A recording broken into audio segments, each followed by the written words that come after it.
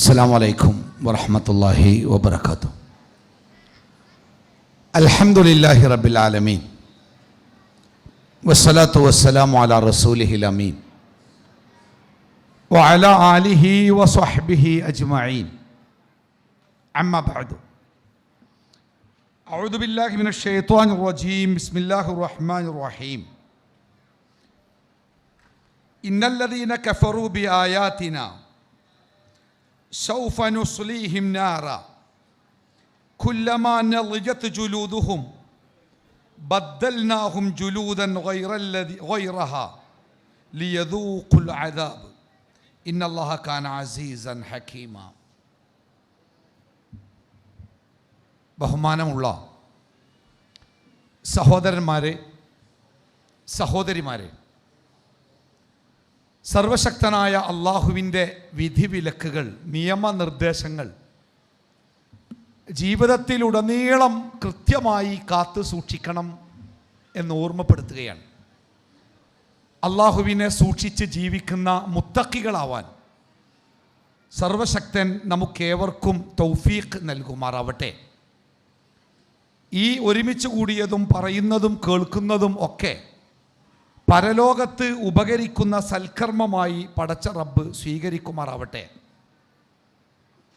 ബഹുമാനപ്പെട്ട സുഹൃത്ത് അബ്ദുസ്സലാം പന്നിപ്പാറ സംസാരം അവസാനിപ്പിച്ചുകൊണ്ട് എന്നോട് പറഞ്ഞത്, ഈ സദസ്സിലിരിക്കുന്നവരുടെ മുഖത്തേക്ക് നോക്കിയിട്ട് പാവം തോന്നുന്നതാണ്. നിങ്ങളെ ഇരുത്തം കണ്ട സത്യത്തിൽ എനിക്കും ഭയങ്കര പാവം തോന്നുന്നുണ്ട്. ചായ ഒന്നും കിട്ടാത്ത പ്രശ്നമല്ല, ചായയൊക്കെ കിട്ടും. ഞാനിങ്ങനെ ഇപ്പോൾ ഒരു 2:30 വീട്ടിൽ നിന്ന് പുറപ്പെട്ട് ഇവിടെ വന്ന് 10 മിനിറ്റ് ഇരുന്ന് അല്ലേ. നിങ്ങൾ രാവിലെ വന്ന് ഇരിക്കാൻ തുടങ്ങിയല്ലേ അല്ലേ? അതിൻ്റെ ഒപ്പം നിങ്ങൾ ഇന്ന് പ്രോഗ്രാമൊക്കെ കഴിഞ്ഞ് വീട്ടിലേക്ക് ചെല്ലുമ്പോൾ അയൽവക്കക്കാരെ അറിയില്ല. നിങ്ങളെ കണ്ണും മോരൊക്കെ ആകെ മാറിയിട്ടുണ്ടല്ലോ, എവിടെയായിരുന്നു നിങ്ങൾ ചോദിക്കും. അത്ര മാറിയിരിക്കണ്. ഞാൻ തന്നെ ഇപ്പം ഇന്നലെ മിഞ്ഞാന്നൊക്കെ ചന്തക്കുന്ന് ബസ് സ്റ്റാൻഡിൽ ചില ആൾക്കാരെ കണ്ടപ്പോൾ ഇതിനേക്കാളും നിറണ്ടേന്. അപ്പോൾ ആകെ കരുവാളിച്ച് പോയിക്കണ്. ഒരൊറ്റ ദിവസത്തിൻ്റെ ഇരുത്തല്ലേ. ഇന്നത്തെ നമ്മുടെ ചൂട് 41 ഡിഗ്രിയാണ് രേഖപ്പെടുത്തിയത്. 41 ഡിഗ്രി ചൂട് എന്ന് പറഞ്ഞാൽ പിന്നെ നമ്മുടെ അന്തരീക്ഷത്തിൻ്റെ ജലാംശത്തിൻ്റെ ചൂടൊക്കെ പാടെ കൂട്ടുമ്പോൾ അതൊരു 43 ഡിഗ്രി ആയിട്ട് കാണണമെന്നാണ്. ഗൾഫ് നാടുകളിലൊക്കെ ഉണ്ട് എന്ന് നമ്മൾ പറയുന്ന ആ ഭയങ്കര ചൂടുണ്ടല്ലോ, ആ ചൂടിലേക്ക് എത്തിയിരിക്കുന്നു നമ്മുടെ നാട്ടിലെ ചൂടും. ഇന്ന് വാർത്ത കേട്ടപ്പോൾ പറഞ്ഞത് അടുത്ത ദിവസങ്ങളിൽ ഇതേ ചൂട് ആവർത്തിക്കുകയോ അല്ലെങ്കിൽ കൂടുകയോ ചെയ്തേക്കാമെന്നാണ്. നാളെ നമ്മുടെ മന്ത്രിസഭയുടെ യോഗമുണ്ട്. യോഗം കൂടുന്നത് റേഷനരി കൂട്ടാനൊന്നുമല്ല, പവർ കട്ട് എങ്ങനെ ആരംഭിക്കണം. കാരണം വെള്ളം എവിടെ ഇല്ലല്ലോ. ഇപ്പം തന്നെ ഒരു ഭാഗ്യം നമുക്കുണ്ട് കേട്ടോ, നമ്മുടെയൊക്കെ കിണറ്റിൽ ഇത്തിരി വെള്ളമുണ്ട്. ആ ഇത്തിരി വെള്ളം കൂടി വറ്റുമ്പോഴാണ് നമ്മളിപ്പോൾ അനുഭവിക്കുന്ന ചൂടിൻ്റെ ശരിക്കുള്ള ചൂട് നമ്മൾ മനസ്സിലാക്കുക. ഉത്തരേന്ത്യയിലൊക്കെ നമ്മൾ കാണാറില്ലേ, വിണ്ട് കീറിയ നിലത്തുകൂടെ വെള്ളക്കുടവും തലയിൽ വെച്ച് അലക്ഷ്യമായി നടന്നു പോകുന്ന സ്ത്രീകളെ നമ്മൾ കാണാറില്ലേ. തീവണ്ടിയിലെ വെള്ളമെടുക്കാൻ വേണ്ടി കുടങ്ങളുമായി തീവണ്ടിയിൽ യാത്ര ചെയ്ത് രാവിലെ പോയവർ വൈകുന്നേരം വെള്ളത്തിൻ്റെ കുടവുമായി തിരിച്ചു വന്ന ചിത്രങ്ങൾ നമ്മുടെ രാജ്യത്ത് ഉണ്ടായിട്ടുണ്ട് അല്ലേ. നമ്മളൊക്കെ ഒന്നും കൂടി ആലോചിച്ച് നോക്കിയേ, ഒരു മാസം കൂടിയൊക്കെ മഴ ഇങ്ങനെ പെയ്യാതെ ഈ ചൂട് നിൽക്കുകയാണെങ്കിലേ വെള്ളം തേടി നമ്മളൊക്കെ പോകേണ്ടി വരില്ലേ. എങ്ങോട്ടാ പോകുമെന്നറിയില്ല, എന്തായാലും പോകേണ്ടി വരും. അത്രമാത്രം രൂക്ഷമായ ചൂടുണ്ടേ. എവിടെയപ്പോൾ ചൂടിൻ്റെ നമ്മളിപ്പോൾ അനുഭവിക്കുന്ന ഈ ചൂടിൻ്റെ കേന്ദ്രം എന്ന് പറഞ്ഞാൽ സൂര്യനാട്ടോ. ഈ സൂര്യൻ ഇപ്പം എവിടെ ഉള്ള കാര്യങ്ങൾ, ഈ സൂര്യൻ ഇപ്പോൾ നമ്മുടെ ഭൂമിയിൽ നിന്ന് 15 കോടി കിലോമീറ്റർ അപ്പുറത്തുള്ള 15 കോടി കിലോമീറ്ററേ, 15 കോടി വാക്കുകൾക്ക് വെച്ച് മനസ്സിലായല്ലോ. ആ 15 കോടി കിലോമീറ്റർ അപ്പുറത്തുള്ള ആ സൂര്യൻ്റെ ചൂടാണ് സത്യത്തിൽ താങ്ങാൻ കഴിയാതെ നമ്മളിപ്പോൾ ഈ വിയർത്ത് ഉണങ്ങി എന്തൊക്കെയോ ആവുന്ന അവസ്ഥയിലേക്ക് നമ്മൾ മാറിക്കൊണ്ടിരിക്കുന്നത്. പ്രിയപ്പെട്ടവരെ, പടച്ച റബ്ബ് നമ്മുടെ സൃഷ്ടാവ് നമ്മളോട് കൃത്യമായി താക്കീത് നൽകിയ അതിശക്തമായ ഒരു ചൂടിനെ കുറിച്ചും ആ ചൂടിൽ നിന്ന് രക്ഷപ്പെടാനുള്ള മാർഗങ്ങളെക്കുറിച്ചുമാണ് ഇൻഷാ അല്ലാ എനിക്ക് സംസാരിക്കേണ്ടത്. 4 മണിക്ക് എൻ്റെ സംസാരം എന്തായാലും അവസാനിപ്പിക്കുമെന്നാണ് ഞാൻ നേരത്തെ പറഞ്ഞത്. എനിക്ക് മഗ്‌രിബിൻ്റെ ക്ലാസ് ഇന്ന് നമ്മുടെ കോഴിക്കോട് CD ടവറിലാണ്. നമ്മുടെ റോഡിൻ്റെ തിരക്കും നമുക്ക് അറിയാലോ. ആ തിരക്കിലൂടെ 6:30 മണിക്ക് കോഴിക്കോട് എത്തണമെങ്കിൽ 4 മണിക്ക് ഞാൻ ഇവിടുന്ന് വിട്ടേ പറ്റൂ. അതുകൊണ്ട് ഇപ്പം സമയം ഏകദേശം 3:15.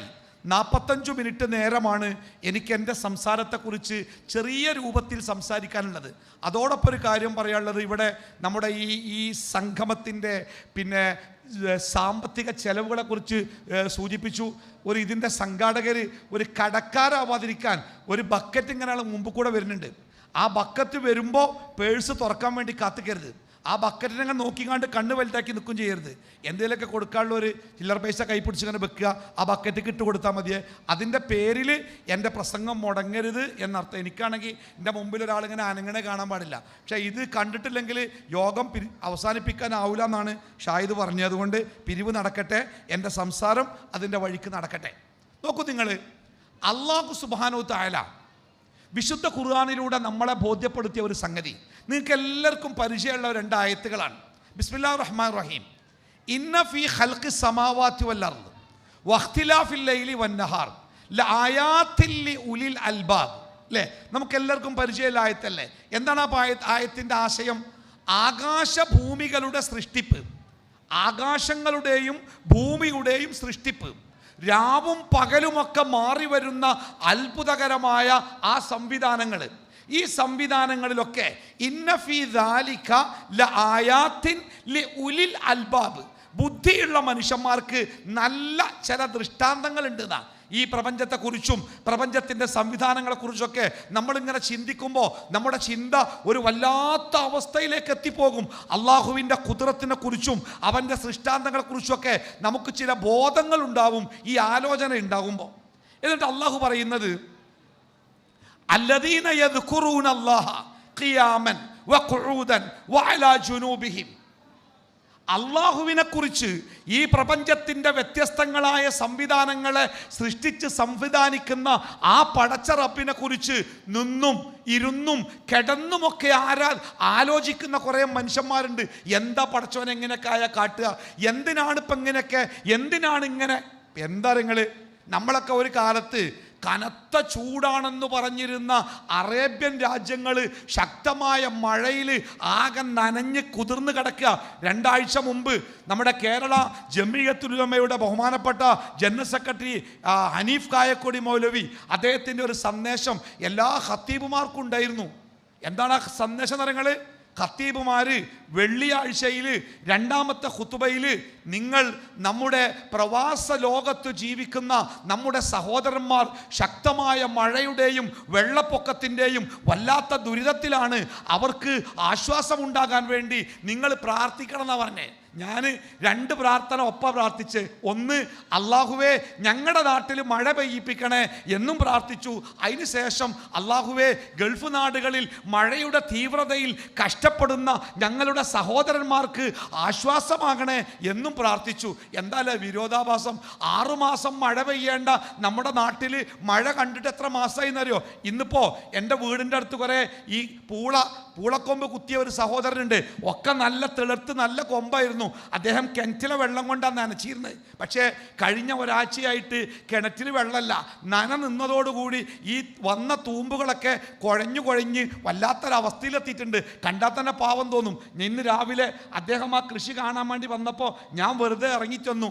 അദ്ദേഹം എന്നോട് പറഞ്ഞു, ഇനി ഒന്നും ചെയ്യാല്ല. സാധാരണ പറയാറുണ്ടല്ലോ, ചില രോഗമൊക്കെ വന്നാൽ ഡോക്ടർമാർ പറയും ഇനി ചികിത്സയൊന്നുമില്ല, നിങ്ങൾ വല്ല പാലിയേറ്റീവിൻ്റെ ചികിത്സയൊക്കെ കൊടുത്ത് അങ്ങനെ കിടത്തിക്കോളിയും പറയും. അദ്ദേഹം എന്നോട് പറയണേ, ഇനി ഇങ്ങനെ കിടക്കട്ടെ, അഥവാ മഴ എങ്ങാനും പെയ്യാണെങ്കിൽ ആ മഴയിൽ പിടിച്ചു നിൽക്കാൻ കഴിഞ്ഞെങ്കിൽ സംഗതി ഉഷാറായിക്കോളും, അല്ലെങ്കിൽ ഒക്കെ കരിഞ്ഞു പോകും, യാതൊന്നും ചെയ്യാല്ല. എന്നിട്ട് അദ്ദേഹം പറയണേ, അദ്ദേഹത്തിനൊരു 10-65 വയസ്സൊക്കെ ആയിട്ടുണ്ടാവും. അദ്ദേഹം പറയാ, എൻ്റെ ജീവിതത്തിൽ നമ്മുടെ നാട്ടിൽ ഒരു മഴക്ക് ഇത്രയും ഇടവേളയുണ്ടായ ഒരു കാലം എൻ്റെ ഓർമ്മയിലില്ല. ഒരു മഴ പെയ്തിട്ട് അടുത്ത മഴ പെയ്യാൻ ഇത്രയും ഇടവേളയുണ്ടായ ഒരു കാലം എൻ്റെ ഓർമ്മയിലില്ല. എന്താ മഴ പെയ്തിട്ടില്ലെങ്കിൽ എന്താപ്പം നമ്മൾ കാട്ടുക? എമ്പാടും പെയ്യുന്നിടത്ത് ആ മഴ തോർന്നിട്ടില്ലെങ്കിൽ എന്താപ്പം നമ്മൾ കാട്ടുക? അങ്ങനെ ഈ പ്രപഞ്ചത്തിലെ പ്രതിഭാസങ്ങളെക്കുറിച്ചൊക്കെ നമ്മളങ്ങനെ ചിന്തിച്ചു കൊണ്ടിരിക്കുമ്പോൾ അവസാനം നമ്മൾ എത്തിപ്പെടുന്ന ഒരു പോയിന്റ് ഉണ്ട്. എന്താണ് ആ പോയിന്റ് അറിയോ? റബ്ബന മാ ഖലഖ്ത ഹാദാ ബാത്തിലൻ പടച്ചോനെ, ഈ പ്രപഞ്ചത്തിൽ നടക്കുന്ന ഈ അത്ഭുതകരമായ പ്രക്രിയകളൊന്നും പടച്ച റബ്ബേ നീ വെറുതെ ഉണ്ടാക്കിയതല്ലല്ലോ. അതിൻ്റെ പിന്നിലൊക്കെ അറേബ്യയിൽ തോരാതെ മഴ പെയ്യുന്നിടത്തും മഴ പെയ്യേണ്ട നമ്മുടെ നാട്ടിൽ മഴ പോലും വരാതെ വരണ്ടുണങ്ങി നിൽക്കുന്നതിലുമൊക്കെ അതിലൊക്കെ പടച്ച തമ്പുരാനെ നിന്റെ ചില പൊരുളുകളുണ്ടല്ലോ. ഇതൊന്നും വെറുതെ അല്ലല്ലോ. അതുകൊണ്ട് പടച്ചോനെ, നീ നൽകിയ അതിശക്തമായ ഒരു താക്കീതില്ലേ നരകത്തെ കുറിച്ച്, വഖിനാ അദാബന്നാർ, വഖിനാ അദാബന്നാർ. പടച്ചോനെ, നരകത്തിന്റെ അദാബിൽ നിന്ന് എന്നെ നീ കാത്തോളണം കേട്ടോ. വേറെ എന്ത് അദാബും ഞാൻ സഹിച്ചോളാം. പട്ടിണിയോ ചൂടോ എന്തോ ആവട്ടെ, എന്ത് അദാബും ഞാൻ സഹിച്ചോളാം. പടച്ചോനെ, നരകത്തിന്റെ അദാബുണ്ടല്ലോ അത് സഹിക്കാനാവൂലട്ടോ. അതുകൊണ്ട് വഖിനാ അദാബന്നാർ. ഈ ആയത്ത് നമ്മളെ പഠിപ്പിക്കുന്ന സംഗതി തരങ്ങൾ, ഈ പ്രപഞ്ചത്തിലേക്ക് കണ്ണും കാതും തുറന്നു വച്ച് ബുദ്ധിയോടുകൂടി ജീവിക്കുന്ന ഏതൊരു മനുഷ്യൻ്റെയും ജീവിതത്തിലെ ഏറ്റവും വലിയ തേട്ടമെന്ന് പറഞ്ഞാൽ വഖിനാ അദാബന്നാർ. പടച്ചോനെ, നരകത്തിൽ നിന്ന് നീ ഞങ്ങളെ കാക്കണം കേട്ടോ. ഇതാണ് മനുഷ്യൻ്റെ ഒന്നാമത്തെ പ്രാർത്ഥന. നിങ്ങൾക്കറിയോ, നമ്മുടെ മുമ്പിൽ ഒരാൾ ഉദാഹരണം പറയാട്ടോ, വെറുതെ ഒരു സാങ്കല്പിക ഉദാഹരണം. ഒരാൾ വന്നിട്ട് അല്ലെങ്കിൽ ഒരു ശക്തി വന്നിട്ട് നമ്മളോട് ചോദിക്കുകയാണ്, നിനക്ക് എന്തെങ്കിലും ചോദിക്കാനുണ്ടെങ്കിൽ ഒരൊറ്റ ചോദ്യം ചോദിക്കാം, ആ ചോദ്യത്തിന് എന്താണോ അതിൻ്റെ ഉത്തരം ഞാൻ നിനക്ക് നൽകും എന്നൊരാൾ പറഞ്ഞാൽ, പ്രിയപ്പെട്ടവരെ, നമ്മളോട് ചോദിക്കാൻ പറഞ്ഞാൽ ബുദ്ധിയുള്ള ഒരു മനുഷ്യനാണെങ്കിൽ അവൻ്റെ ആദ്യത്തെ ചോദ്യം എന്ന് പറയുന്നത് നരകവിമോചനത്തിൻ്റെ ചോദ്യമാണ് കേട്ടോ. കാരണം ഈ ലോകത്ത് വേറെ ഒന്നുമില്ല. നമ്മൾ ഈ ലോകത്ത് അനുഭവിക്കുന്ന കുറേ പ്രയാസങ്ങൾ നോക്കൂ. അല്ലാഹു തആല വിശുദ്ധ ഖുർആനിൽ പറയണേ, ഫല്ലദീന കഫറു, അല്ലാഹുവിൻ്റെ കൽപ്പനകളെ നിഷേധിച്ച് അത് സത്യമാണെന്നറിഞ്ഞിട്ടും ആ സത്യങ്ങളെ മൂടി വെച്ച്, കഫറ എന്ന വാക്ക് നമ്മുടെ നാട്ടിൽ ഇപ്പോൾ വലിയ വിവാദമായ ഒരു പദാണില്ലേ. ചിലപ്പോഴൊക്കെ ഒരു സംഗതി നമ്മുടെ നാട്ടിൽ ഇസ്ലാമിനെതിരെ ചില കാര്യങ്ങൾ വിവാദമാകുമ്പോൾ ആ വിവാദങ്ങൾ മുസ്ലിം സമുദായത്തിന് വളരെ വലിയ ചില ഗുണങ്ങൾ ചെയ്യാറുണ്ട്. പണ്ട് ശരീഅത്തിൻ്റെ വിഷയത്തിൽ വിവാദം ഉണ്ടായപ്പോഴാണ് നമ്മുടെ സമുദായം എന്താണ് ശരീഅത്ത് എന്ന് പഠിച്ചത്.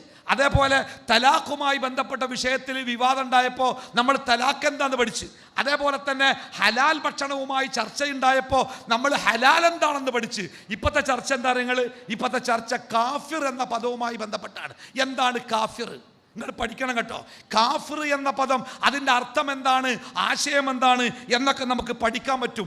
അല്ലാഹു സുബ്ഹാനഹു വ തആല നമുക്ക് വെളിവാക്കി തന്ന, കൃത്യമായിട്ട് അറിയിച്ചു തന്ന ഒരു സത്യത്തെ നമ്മൾ മൂടി വെക്കുമ്പോഴാണ്, മറച്ചു വെക്കുമ്പോഴാണ് അതിന് കാഫിർ എന്ന് പറയാം. നിങ്ങൾക്കറിയോ, കാഫിർ എന്ന പദത്തിന് കർഷകൻ എന്ന ഒരർത്ഥമുണ്ട്.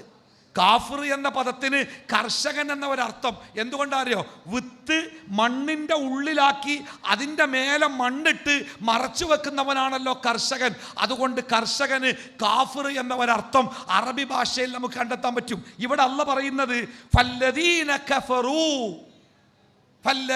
കഫറു, അല്ലാഹു തആല കാര്യങ്ങളൊക്കെ കൃത്യമായിട്ട് സുതാര്യമായിട്ട് പറഞ്ഞു തന്നിട്ട് ആ കാര്യങ്ങളെ മറച്ചു വെച്ച് തോന്നിയതുപോലെ പ്രവർത്തിച്ച ആളുകൾ, ഖുത്തിഅത് ലഹും സിയാബും മിൻ നാർ.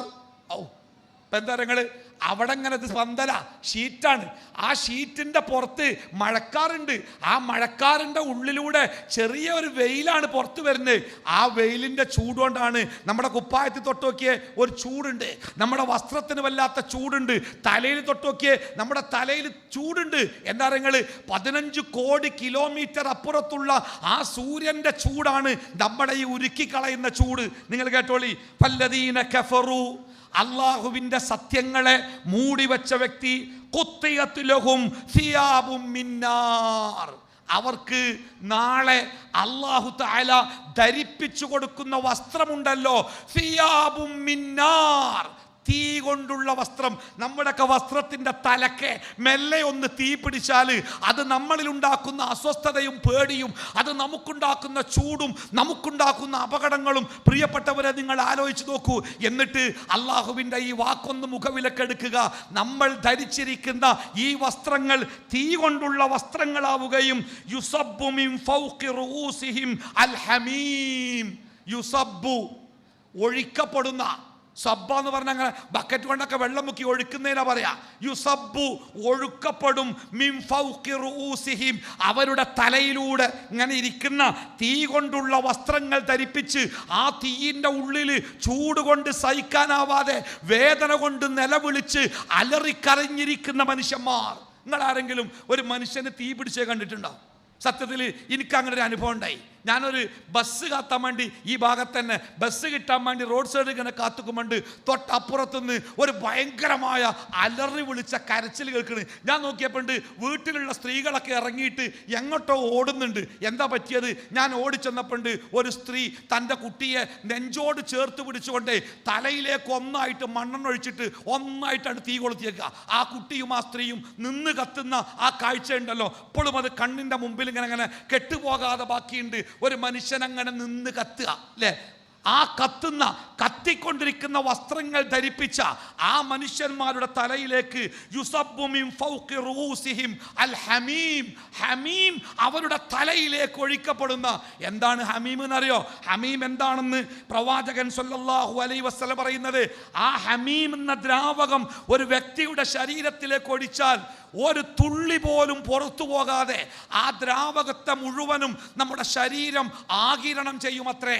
നമ്മുടെ ശരീരത്തിൻ്റെ ഉള്ളിലേക്ക് കടന്നു പോകുന്ന ആ ഹമീം നമ്മുടെ ശരീരത്തിൻ്റെ ഉള്ളിലെ മുഴുവൻ അവയവങ്ങളെയും ഉരുക്കിക്കളഞ്ഞ് നമ്മുടെ കാലിൻ്റെ പുറം ഭാഗത്തു കൂടി അതിങ്ങനെ പുറത്തേക്ക് മണ്ണിൻ്റെ ഉള്ളിൽ നിന്ന് ഉറവ പുറത്തേക്ക് വരും പോലെ ശരീരത്തിലെ മുഴുവൻ അവയവങ്ങളെയും ഉരുക്കിയിട്ട് കാൽപാദത്തിലൂടെ അത് പുറത്തേക്ക് ഇങ്ങനെ ചീറ്റിക്കളയുന്ന, അതാണ് ഹമീം എന്ന ആ ദ്രാവകത്തിൻ്റെ പ്രത്യേകത. ഒന്ന് നോക്കാൻ നിങ്ങൾ, ചൂടുകൊണ്ട് ചുട്ടുപടുത്ത വസ്ത്രങ്ങൾ ധരിക്കപ്പെട്ട് ആ വസ്ത്രം ധരിച്ചവരുടെ തലയിലേക്കാണ് ഈ തീയുടെ ദ്രാവകം ഒഴിക്കപ്പെടുമ്പോൾ അതവൻ്റെ ശരീരത്തിലേക്ക് ആഴ്ന്നിറങ്ങി അവൻ്റെ ശരീരത്തിലെ മുഴുവൻ അവയവങ്ങളെയും അതാകപ്പാടെ കരിച്ചു കളഞ്ഞ് അതവൻ്റെ കാൽപാദങ്ങളിലൂടെ പുറത്തേക്ക് ചിന്തിക്കളയും. സെക്കൻഡുകൾ കൊണ്ട് അവൻ്റെ തൊലിയും ശരീരത്തിൻ്റെ അവയവങ്ങളും വീണ്ടും ഉൽപ്പാദിപ്പിക്കപ്പെടും. വീണ്ടും വീണ്ടും കുല്ലമാ നളിജതു ജുലൂദുഹും ബദ്ദൽനാഹും ജുനൂദൻ ഗൈറഹ.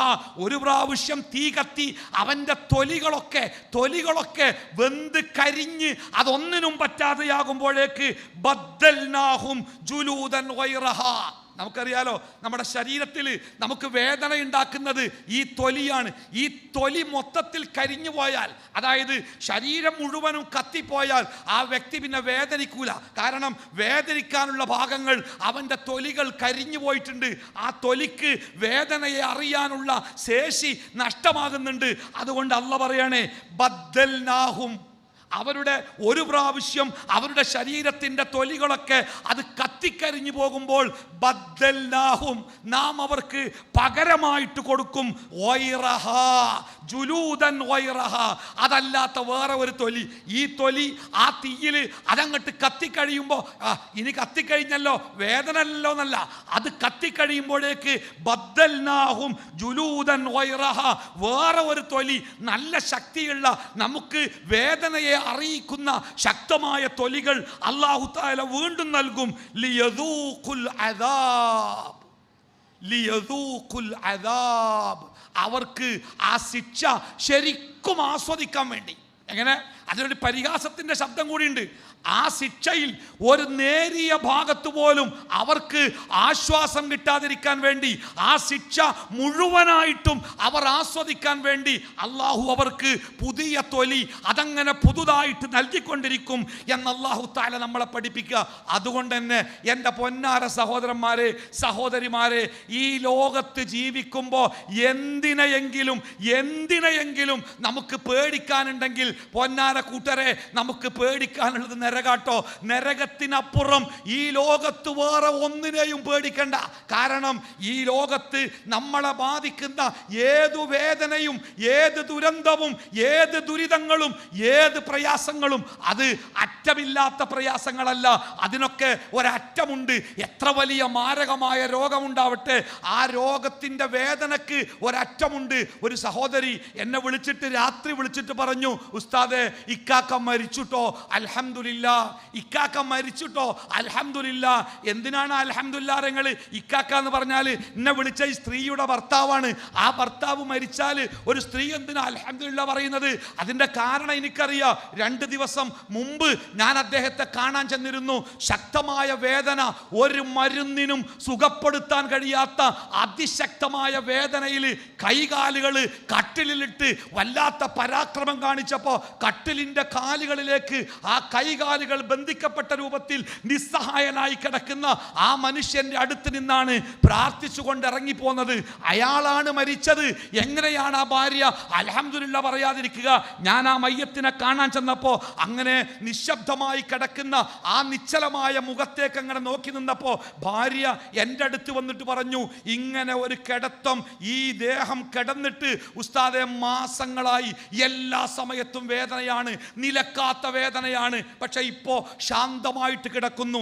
ഈ ശാന്തമായ കിടത്തമുണ്ടല്ലോ, ഇത് കണ്ടിട്ട് മാസങ്ങളായി. പ്രിയപ്പെട്ടവരെ, എല്ലാ വേദനകളും ഈ ലോകത്ത് നമ്മൾ അനുഭവിക്കുന്ന ശാരീരിക മാനസികമായ എല്ലാ വേദനകളും മരണത്തോടുകൂടി അവസാനിക്കുന്ന വേദനകളാട്ടോ. എന്നാൽ പ്രിയപ്പെട്ടവരെ, മരണത്തോടുകൂടി ആരംഭിക്കുന്ന ഒരു വേദനയുണ്ട്. ആ വേദനയെ കുറിച്ചാണ് അല്ലാഹു തആല നമുക്ക് മുന്നറിയിപ്പ് നൽകുന്നത്. നോക്കൂ നിങ്ങൾ, നമ്മുടെ പ്രിയപ്പെട്ട ഹബീബ് മുഹമ്മദ് മുസ്തഫ സ്വല്ലല്ലാഹു അലൈഹി വസല്ലം, ആ പ്രവാചകന് പട്ടിണിയുണ്ട്, ദാരിദ്ര്യമുണ്ട്, കഷ്ടപ്പാടുണ്ട്, പ്രവാചകന് ശത്രുക്കളുണ്ട്, പ്രവാചകന്റെ വീട്ടിൽ ഇടങ്ങേറുണ്ട്, ദുരിതമുണ്ട്, പട്ടിണിയാണ്.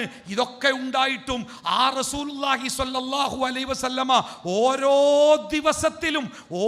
ദിവസത്തിലും പടച്ച റബ്ബിനോട് ഏറ്റവും കൂടുതൽ അള്ളാഹുവിനോട് പ്രാർത്ഥിച്ച പ്രാർത്ഥന ഏതങ്ങൾക്കറിയോ?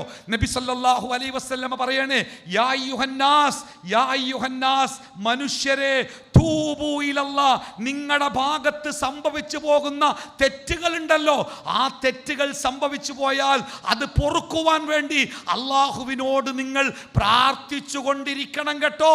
എന്നിട്ട് റസൂൽ പറയുന്നത്, ഇന്നി അതൂബു ഫിൽ യൗമി അക്സറു മിൻ മിയത്തി മറ, ഞാൻ റസൂൽ പറയാണ്, ഞാൻ ഓരോ ദിവസത്തിലും 100-ലേറെ വട്ടം അല്ലാഹുവേ എൻ്റെ ഭാഗത്ത് എന്തെങ്കിലും സംഭവിച്ചു പോകുന്നുണ്ടെങ്കിൽ, ഒരു തെറ്റും ചെയ്യാത്തവനാണ് അള്ളാന്റെ ഹബീബ്. ചെറുതോ വലുതോ ആയി ഒരു ചെറിയ തെറ്റ് പോലും ജീവിതത്തിൽ ചെയ്തിട്ടില്ലാത്തവനാണ് അള്ളാഹുവിൻ്റെ ഹബീബ്.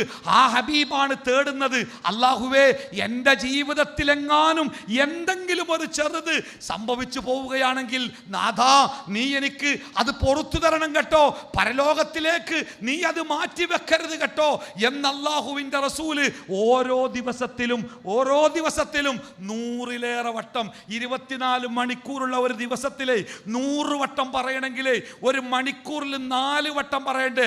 ഓരോ 15 മിനിറ്റിലും അള്ളാഹുവിൻ്റെ ഹബീബ് തേടുകയാണ്, പടച്ചോനെ എന്തെങ്കിലും തെറ്റ് സംഭവിക്കുകയാണെങ്കിൽ പടച്ചോനെ പുറത്തു തരണം കേട്ടോ. തീർന്നില്ല കൂട്ടരെ, അള്ളാഹുവിൻ്റെ ഹബീബ് മരണപ്പെടുന്നതിൻ്റെ മണിക്കൂറുകൾക്ക് മുമ്പേ, ദിവസങ്ങൾക്ക് മുമ്പ് മദീന പള്ളിയുടെ മിമ്പറിൽ കയറിയിട്ട് അള്ളാഹുവിൻ്റെ റസൂലിൻ്റെ ഒരു പ്രസംഗമുണ്ട്. ആ പ്രസംഗത്തിൻ്റെ അവസാനത്തിൽ റസൂൽ പറഞ്ഞത്, ഈ ഇരിക്കുന്ന ആർക്കെങ്കിലും ഞാൻ എന്തെങ്കിലും സാമ്പത്തികമായിട്ട് തരാനുണ്ടോ, എന്തെങ്കിലും ഞാൻ നിങ്ങൾക്ക് തരാനുണ്ടോ, ഉണ്ടെങ്കിൽ പറയണം കേട്ടോ. സദസ്സ് നിശബ്ദമാണ്, സൂചി വീണാൽ കേൾക്കുന്ന നിശബ്ദത, ആരുമൊന്നും മിണ്ടിയില്ല. പ്രവാചകൻ വീണ്ടും ചോദ്യം ആവർത്തിച്ചു, ആർക്കെങ്കിലും തരാണ്ടോ?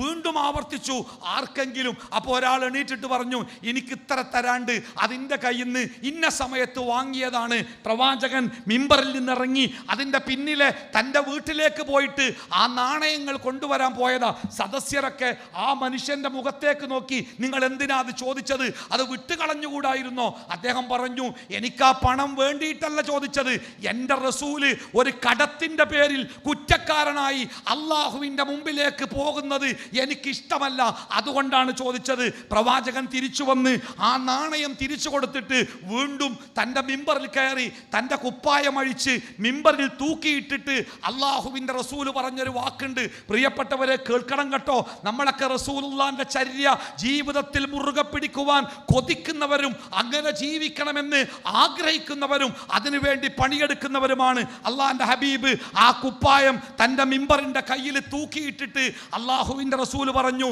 ഈ ഇരിക്കുന്ന ആരെയെങ്കിലും ഞാൻ പ്രവാചകൻ അവിടെ തന്നെ പരിചയപ്പെടുത്തിയ ഒരു പദമുണ്ട്. ഞാൻ അള്ളാഹുവിൻ്റെ റസൂലാണെന്നല്ല പറഞ്ഞത്, ഞാൻ അബ്ദുള്ളയുടെ മകൻ മുഹമ്മദാണ്. എന്നെ നിങ്ങൾ വല്ലാത്ത ബഹുമാനത്തിലല്ല ഇപ്പൊ കാണേണ്ടത്, പ്രവാചകനായിട്ടല്ല കാണേണ്ടത്. ഞാൻ അബ്ദുള്ളയുടെ മകൻ മുഹമ്മദാണ്. ഞാൻ നിങ്ങളെ ആരെങ്കിലും ഏതെങ്കിലും നിലക്ക് എങ്ങനെയെങ്കിലും വേദനിപ്പിച്ചിട്ടുണ്ടെങ്കിൽ ആ വേദനിപ്പിച്ചതിന് നിങ്ങൾക്കിപ്പോ പ്രതികാരം ചെയ്യാം. ഒരിക്കലും അള്ളാഹുവിൻ്റെ കോടതിയിലേക്ക് അത് മാറ്റിവെക്കരുത്. ഞാൻ നിങ്ങളെ ആരെയെങ്കിലും ഏതെങ്കിലും നിലക്ക് വാക്കുകൊണ്ടോ നോക്കുകൊണ്ടോ പ്രവൃത്തി കൊണ്ടോ വേദനിപ്പിച്ചിട്ടുണ്ടെങ്കിൽ നിങ്ങൾക്ക് എന്നോട് പ്രതികാരം ചെയ്യാം. അള്ളാഹുവിൻ്റെ ഹബീബ് ആ മിമ്പറിൽ തൻ്റെ ശരീരം അവർക്ക് മുമ്പിൽ സമർപ്പിച്ചുകൊണ്ട് പ്രവാചകൻ എഴുന്നേറ്റ് നിന്നു. പ്രിയപ്പെട്ടവരെ, എന്താ കാരണം എന്നറിയങ്ങൾ? അള്ളാഹുവിൻ്റെ മുമ്പിലേക്ക് ഒരു തെറ്റുമായിട്ട് കടന്നു എന്നാൽ നിങ്ങൾക്കറിയോ, തെറ്റ് എന്ന പദത്തിന് അള്ള കൊടുത്ത നിർവചനം എന്താ നിങ്ങൾക്കറിയോ? തെറ്റ് എന്ന് പറഞ്ഞാൽ നമ്മൾ കുറ്റം എന്നൊക്കെ പറയാറുണ്ട്, പക്ഷേ തെറ്റിനെ വെറും ഒരു കുറ്റമായിട്ടല്ല ഇസ്ലാം വിശേഷിപ്പിച്ചത്. ഒരു തെറ്റെന്ന് പറഞ്ഞാൽ നമ്മൾക്ക് തന്നെ ഉണ്ടാക്കുന്ന ഒരു വേദനയാണ്. അല്ലേ? നോക്കൂ നിങ്ങൾ, ആദം നബി അലൈഹി സ്വലാത്തു വസ്സലാം സ്വർഗത്തിൽ നിന്ന് വിലക്കപ്പെട്ട പഴം തിന്നപ്പോൾ കുറ്റബോധമുണ്ടായി തൗബ ചെയ്യാൻ വേണ്ടി അള്ള പഠിപ്പിച്ചു കൊടുത്ത ഒരു പ്രാർത്ഥന ഉണ്ടല്ലോ, നമുക്കെല്ലാവർക്കും പരിചയമുള്ള പ്രാർത്ഥന. റബ്ബനാ ളലംനാ അൻഫുസനാ വഇല്ലം തഗ്ഫിർ ലനാ വതർഹംനാ ലനകൂനന്ന മിനൽ ഖാസിരീൻ. നമ്മളൊക്കെ കാണാതെ പഠിച്ച പ്രാർത്ഥന. അല്ലാഹുവേ, റബ്ബനാ, ഞങ്ങളുടെ റബ്ബേ, ളലംനാ, പ്രത്യേകം മനസ്സിലാക്കണം കേട്ടോ, ലലംന, ഞങ്ങൾ, അതായത് ഞാനും എൻ്റെ ഭാര്യ ഹവ്വയും ഞങ്ങൾ ആക്രമിച്ചിരിക്കുന്നു. അംഫുസന, ഞങ്ങളെ തന്നെ ആക്രമിച്ചിരിക്കുന്നു. ഞാൻ ഒരു കത്തി എടുത്തിട്ട് ഞാൻ എന്നെ തന്നെ കുത്തി. ആൾക്കാർ വന്ന് ചോദിക്കുക, ആരാണ് മൗലവിനെ ഉപദ്രവിച്ചത്? ആരും ഉപദ്രവിച്ചതല്ല, മൂപ്പറെന്നെ ഉപദ്രവിച്ചതാണെന്ന. ഞാൻ എന്നെ തന്നെ ഉപദ്രവിക്കുക. ഒരു കല്ലെടുത്തിട്ട് ഞാൻ എൻ്റെ തല അടിച്ച് പൊട്ടിച്ചാൽ ഞാൻ എന്നെ തന്നെ ഉപദ്രവിച്ചു എന്നാ പറയാ. പൊന്നാര കൂട്ടരെ, ഈ ലോകത്ത് നമ്മൾ ഏതൊരു തെറ്റ് ചെയ്താലും ആ തെറ്റിന് കൊടുക്കാവുന്ന ഏറ്റവും വലിയ നിർവചനം എന്താ പറയുക? ഞാൻ എന്നെ തന്നെ ഉപദ്രവിച്ചിരിക്കുന്നു. ഞാൻ ഒരാളെ അടിച്ചു, നല്ല ഒരു അടി കൊടുത്തു. ആ സാധു തിരിച്ചടിക്കാൻ കഴിയാതെ സങ്കടപ്പെട്ട് കരഞ്ഞുകൊണ്ട് അയാൾ തിരിഞ്ഞു നടന്നു. സത്യത്തിൽ ഞാൻ അയാളെ ഉപദ്രവിച്ചു എന്നാണ് നമ്മളൊക്കെ പറയുക. പക്ഷേ ഇസ്ലാമിൻ്റെ സാങ്കേതിക പ്രയോഗത്തിൽ ഞാൻ എന്നെയാണ് ഉപദ്രവിച്ചത്. കാരണം അയാളെ ഞാൻ അടിച്ചു, അയാൾക്ക് വേദനിച്ചു.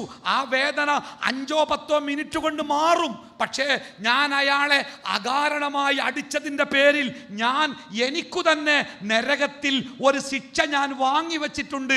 ആ ശിക്ഷയിലേക്ക് നാളെ ഞാൻ ചെല്ലും. ആ ശിക്ഷയുടെ വേദന ഞാൻ അനുഭവിക്കും. അത് ലോകത്ത് ഞാൻ ഈ കണ്ട ശിക്ഷ പോലെയല്ല. ആ വേദന ഏറ്റവും കഠിനമായ ശിക്ഷയാണ്. നരകമെന്ന് പറയുമ്പോൾ നമ്മുടെ മനസ്സിലുള്ള സങ്കല്പം എന്താ? ഒന്നായിട്ട് ഒരു തീയിൻ്റെ കുഴി, ആ കുഴിയിലേക്ക് എല്ലാവരും പിടിച്ചിടുക, അങ്ങനെ നിങ്ങൾ വിചാരിച്ചോ? അങ്ങനെയല്ലല്ലോ. ഓരോരുത്തർക്കും അവരവർ ചെയ്ത തെറ്റുകൾക്കനുസരിച്ചാണ് നരകത്തിൽ ശിക്ഷ. നോക്ക്, അള്ളാഹുവിൻ്റെ റസൂൽ പറയാണ്, ചില ആളുകൾ നരകത്തിൽ നിൽക്കുമ്പോൾ കാലിൻ്റെ മടമ്പ് വരെ തീ കൊണ്ട് ഇങ്ങനെ മൂടിയിട്ടുണ്ടാവുന്ന. നമ്മൾ നല്ല മണലുള്ള ഒരു ഭാഗത്ത് പോയിട്ട് ചവിട്ടി നിന്നാലേ ആ മണൽ നമ്മുടെ കാൽമടമ്പുകൾ മൂടൂലേ? അങ്ങനെ തീക്കനലുകൾ കൊണ്ട് ഒരു മനുഷ്യൻ്റെ കാൽമടമ്പുകൾ ഇങ്ങനെ മൂടി വെച്ചിട്ടുണ്ടാകും. ആ തീയിൻ്റെ ചൂട് കൊണ്ട് അവൻ്റെ തലച്ചോറ് തിളച്ചിട്ട് ആവിങ്ങനെ പുറത്തേക്ക് വരുന്ന. പ്രവാചകൻ പറഞ്ഞത്, ഒരിക്കൽ പ്രവാചകനും സഹാബത്തും ഇരിക്കുമ്പോൾ ആരോ അബൂ താലിബിൻ്റെ കഥ പറഞ്ഞു. പ്രവാചകനെ ഏറ്റവുമേറെ സംരക്ഷിച്ച, പ്രവാചകന് വേണ്ടി ഏറ്റവുമേറെ കഷ്ടപ്പാട് സഹിച്ച, പട്ടിണി കടന്ന, ശത്രുവിനാൽ ഒറ്റപ്പെടുത്തപ്പെട്ട അബൂ താലിബ് പക്ഷേ മുസ്ലിം ആകാതെയാണ് മരിച്ചത്. അത് പ്രവാചകന്റെ ഒരു സങ്കടമാണ്. അങ്ങനെ കൂടിയിരിക്കുന്ന സദസ്സിലാരോ അബൂ താലിബിനെ കുറിച്ച് പറഞ്ഞു. പ്രവാചകന് സങ്കടമായി. പക്ഷേ പ്രവാചകൻ ആ സദസ്സിൽ പറഞ്ഞ ഒരു കാര്യമുണ്ട്, ഞാൻ നാളെ അള്ളാഹുവിൻ്റെ അടുക്കൽ എൻ്റെ അബൂ താലിബിന് വേണ്ടി ഞാൻ റബ്ബിനോട് അപേക്ഷിക്കും. എൻ്റെ അപേക്ഷ റബ്ബ് കേട്ട് അദ്ദേഹത്തിന് എൻ്റെ റബ്ബ് ഇളവ് നൽകും. ആ ഇളവ് നരകത്തിൽ നിന്നുള്ള മോചനമല്ല, നരകത്തിലെ ഏറ്റവും ചെറിയ ശിക്ഷ. അതൊരു ഏരിയയാണ്. ആ ഏരിയയുടെ പ്രത്യേകത എന്താ അറിയോ? അവിടെ കാൽമടമ്പുകൾ മൂടിക്കളയുന്ന തീയുണ്ടാവുന്ന. ആ തീയിൻ്റെ ചൂട് കൊണ്ട് അവൻ്റെ തലച്ചോറ് ഇങ്ങനെ തിളച്ചു മറിയും. കുറച്ചുകൂടി കഴിഞ്ഞാൽ ഞരമ്പിൻ്റെ മേലെ, കുറച്ചും കൂടി അങ്ങനത്തെ എന്നാൽ കാൽമുട്ട് വരെ, കുറച്ചും കൂടി അപ്പുറത്തേക്ക് എന്നാൽ അര വരെ. നിങ്ങൾ സ്വിമ്മിംഗ് പൂൾ കണ്ടിട്ടില്ലേ? സ്വിമ്മിംഗ് പൂളിലേക്ക് ഇറങ്ങുമ്പോഴേ ഇറങ്ങുന്നിടത്ത് കാൽപാദം വരെ വെള്ളം ഉണ്ടാവുള്ളൂ. ഇറങ്ങി ഇറങ്ങി ഇറങ്ങിലേക്ക് എത്തുക. അതുപോലെയാണ് നരകത്തിലെ തീയിനെ കുറിച്ച് അള്ളാഹുവിൻ്റെ ഹബീബ് വിശദീകരിച്ചത്. കാൽപാദം മൂടിക്കളയുന്ന ആ തീയാണ് നരകത്തിലെ ഏറ്റവും ചെറിയ ശിക്ഷ. ഏറ്റവും ചെറിയ ശിക്ഷ. ഒരു മനുഷ്യൻ ചെയ്യുന്ന ഏത് തെറ്റിനും ശിക്ഷയുണ്ടെന്നാണല്ലോ നമ്മുടെ മതം പഠിപ്പിച്ചത്. ഫമൻ യഅമൽ മിസ്ഖാല ദർറത്തിൻ ഖൈറൻ യറ വമൻ യഅമൽ മിസ്ഖാല ദർറത്തിൻ ശർറൻ യറ. ഒരിത്തിരി തിന്മ ആര് ചെയ്തിട്ടുണ്ടോ അതിൻ്റെ ഫലം പരലോകത്തേക്ക് കാണുമെന്ന് പഠിപ്പിച്ച ആ പ്രവാചകൻ തന്നെയാണ് നമ്മളെ പഠിപ്പിക്കുന്നത്.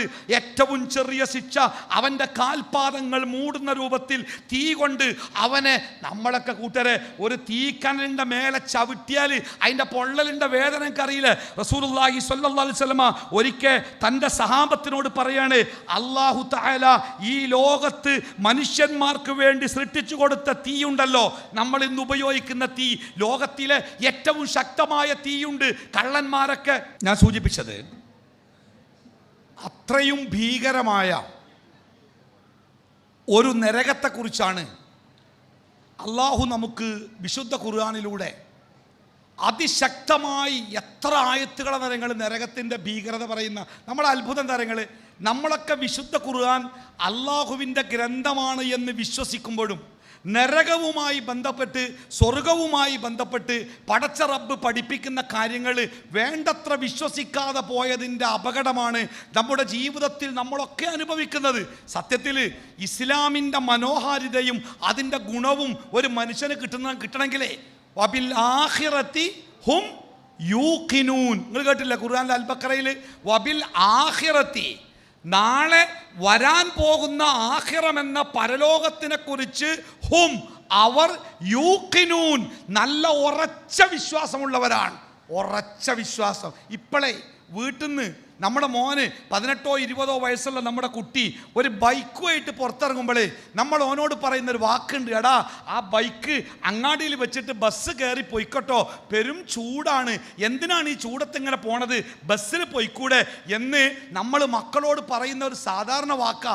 പൊന്നാര കൂട്ടരെ, ഈ വെയിൽ കൊണ്ടുണ്ടാവുന്ന ചൂടിനേക്കാൾ റസൂലുള്ള പഠിപ്പിച്ച പോലെ 100 കണക്കിനിരട്ടി ചൂടുള്ള ആ വലിയ നരകത്തിലേക്ക് നമ്മുടെ മക്കളൊക്കെ അനിസ്ലാമികമായ രീതികളിലൂടെ നടന്നു പോകുന്നത് കാണുമ്പോൾ അരുതെന്ന് പറയാൻ പോലും നമുക്ക് തോന്നാത്തതിൻ്റെ കാരണം സത്യത്തിൽ പരലോകത്തെക്കുറിച്ച് നമുക്ക് വേണ്ടത്ര അറിവില്ലാത്തതിൻ്റെ അടയാളമാണ് എന്ന് നമ്മൾ ഓരോരുത്തരും മനസ്സിലാക്കണം. അതുകൊണ്ട് ഞാൻ എൻ്റെ സംസാരത്തിൻ്റെ അവസാന ഭാഗത്തിലേക്ക് പ്രവേശിക്കുക. എനിക്ക് പറയാനുള്ളത്, നിങ്ങൾ വിശുദ്ധ ഖുർആനിൽ നരകവുമായി ബന്ധപ്പെട്ട് അല്ലാഹു തആല പഠിപ്പിക്കുന്ന കാര്യങ്ങളുണ്ട്. അതേപോലെ പ്രവാചകൻ സ്വല്ലല്ലാഹു അലൈഹി വസല്ലമ നരകവുമായി ബന്ധപ്പെട്ട് പഠിപ്പിക്കുന്ന ചില സംഗതികളുണ്ട്. നിങ്ങൾ കേട്ടൊരു ഹദീസില്ലേ, ഒരിക്കൽ ഒരു ഭീകരമായ ശബ്ദം പ്രവാചകനും സഹാബത്തും ഇരിക്കുന്ന സമയത്ത് ഒരു വലിയ ശബ്ദമുണ്ടായി. പ്രവാചകൻ സഹാബത്തിനോട് ചോദിക്കുന്നുണ്ട്, ആ ശബ്ദം എന്താ നിങ്ങൾക്കറിയോ? നിങ്ങളെ ഒരു പാഠം പഠിപ്പിക്കാൻ വേണ്ടി അള്ളാഹു കേൾപ്പിച്ച ഒരു ശബ്ദമാണത്.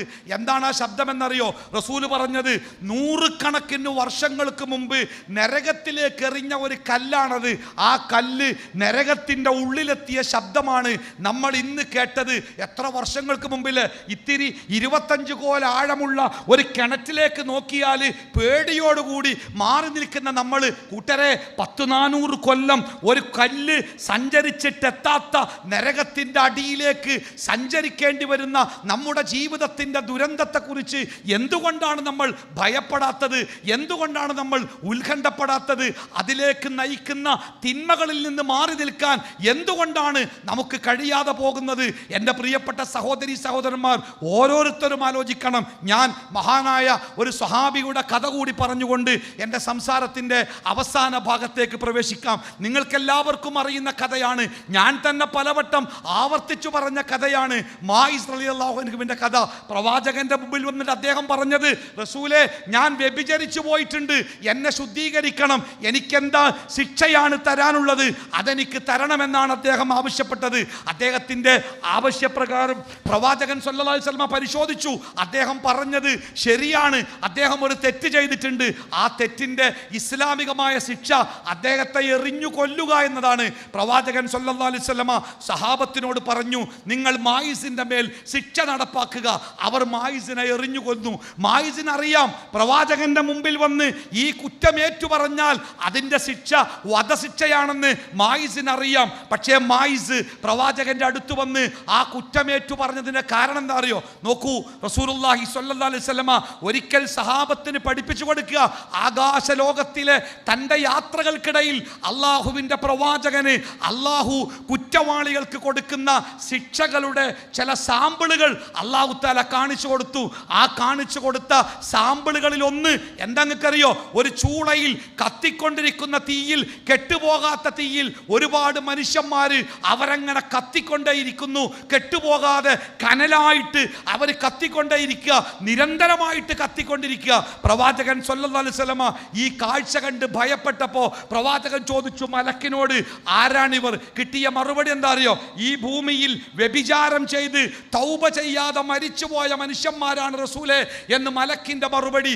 ആ മറുപടി പ്രവാചകൻ സല്ലല്ലാഹു അലൈഹി വസല്ലമ തൻ്റെ സഹാബത്തിന് പഠിപ്പിച്ചു കൊടുത്തപ്പോഴാണ് ഒരു 10 മിനിറ്റ് നേരത്തെ ഒരു സന്തോഷത്തിന് വേണ്ടി താൻ ചെയ്ത ഒരു വലിയ കുറ്റത്തിന് നാളെ വരാനിരിക്കുന്ന ഭീകരമായ ശിക്ഷയെക്കുറിച്ച് മായിസിന് ബോധ്യമുണ്ടാകുന്നത്.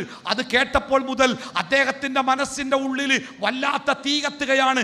നാളെ താൻ എത്തിപ്പെടാനിരിക്കുന്ന ഭീകരമായ ലോകത്തെക്കുറിച്ച് അദ്ദേഹത്തിന് വല്ലാത്ത ഭയമുണ്ടാവുകയാണ്. അപ്പോഴാണ് പ്രവാചകന്റെ ചുണ്ടിൽ നിന്ന് കൊടും വേനലിൽ മഴ പെയ്യുന്ന പോലെ ആശ്വാസത്തിൻ്റെ ഒരു വചനമുണ്ടായത്. അല്ലാഹു തആല ചില ശിക്ഷകൾക്ക്, ഈ ഭൂമിയിൽ ചില തെറ്റുകൾക്ക് അല്ലാഹു ശിക്ഷകൾ നിശ്ചയിച്ചിട്ടുണ്ട്. ആ ശിക്ഷ ഒരാൾ സ്വയം ഏറ്റെടുത്താൽ, ഞാൻ ആ തെറ്റ് ചെയ്തിട്ടുണ്ട് എന്നെ ശിക്ഷിക്കണമെന്ന് ഒരാൾ വന്ന് സ്വയം ഏറ്റുപറഞ്ഞാൽ അത് അയാളുടെ തൗബയാണ്, പശ്ചാത്താപമാണ്. ആ പശ്ചാത്താപം അല്ലാഹു സ്വീകരിക്കുകയും നാളെ പരലോകത്തിലെ ഭയങ്കര ശിക്ഷയിൽ നിന്ന് അയാളെ ഒഴിവാക്കി കൊടുക്കുകയും ചെയ്യുമെന്ന പ്രവാചകന്റെ വാക്ക് മായിസിന്റെ മനസ്സിൽ സന്തോഷത്തിന്റെ കുളിർമഴ പെയ്യിച്ചു. അദ്ദേഹം പ്രവാചകന്റെ മുമ്പിലെത്തി കുറ്റമേറ്റു പറഞ്ഞു. അദ്ദേഹത്തിന്റെ മനസ്സിലുണ്ട് വരാനിരിക്കുന്ന കാലാകാലം നീണ്ടു നിൽക്കുന്ന ആ വലിയ ശിക്ഷയേക്കാൾ എത്രയോ ചെറുതാണ് ഈ ലോകത്ത് എൻ്റെ സഹോദരന്മാർ എന്നെ കല്ലെറിഞ്ഞു കൊല്ലുമ്പോൾ ഞാൻ അനുവദിക്കുന്ന വേദന പരലോകത്ത് അനുഭവിക്കേണ്ട വേദനയേക്കാൾ എത്രയോ ചെറുതാണ് എന്ന തിരിച്ചറിവാണ് പ്രിയപ്പെട്ടവരെ അദ്ദേഹത്തെ ഈ ശിക്ഷ ഏറ്റുവാങ്ങാൻ പ്രേരിപ്പിച്ചത്. നോക്കൂ നിങ്ങൾ, പ്രവാചകൻ പറയാണ്, രക്തം കൊണ്ട് കട്ട പിടിച്ച അറപ്പുളവാക്കുന്ന ദുർഗന്ധമുള്ള രക്തത്തിൻ്റെ ഒരു കായൽ, ഒരു ജലാശയം, രക്തം കൊണ്ടുള്ള വല്ലാത്ത ഒരു നദി പോലെ ഞാൻ കാണിക്കപ്പെട്ടു. അതിലിങ്ങനെ കുറേ മനുഷ്യന്മാർ കടന്ന് വല്ലാതെ വേദന കൊണ്ട് പൊളയുന്നുണ്ട്. വായിലും മൂക്കിലുമൊക്കെ കട്ട പിടിച്ച ദുർഗന്ധം വമിക്കുന്ന ഈ രക്തം അവരെ വല്ലാതെ പ്രയാസപ്പെടുത്തുന്നുണ്ട്. അവര് ആ നദിയിൽ നിന്ന് നീന്തി കയറുവാൻ വേണ്ടി ശ്രമിച്ച് നീന്തി കരയിലേക്ക് എത്തുമ്പോഴേക്ക് മലക്കുകൾ കല്ലുകൾ കൊണ്ട് എറിഞ്ഞ് അവരെ ആ നദിയുടെ മധ്യത്തിലേക്കാക്കും. വല്ലാത്ത കാഴ്ചയാണത്, കാണാൻ കഴിയാത്ത കാഴ്ച. റസൂല് ചോദിക്കുന്നുണ്ട്, അള്ളാഹുവിൻ്റെ റസൂലെ ആരാണവര്?